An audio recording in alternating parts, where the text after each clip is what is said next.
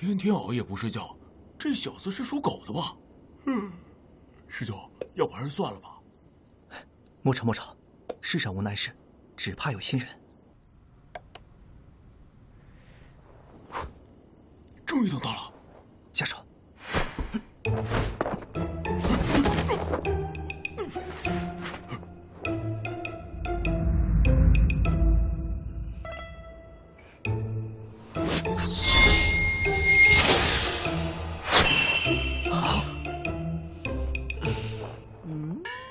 你不睡觉的吗？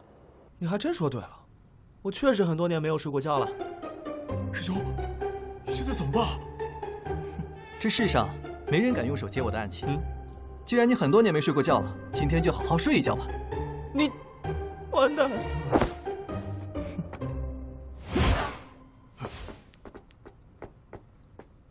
把他抬走，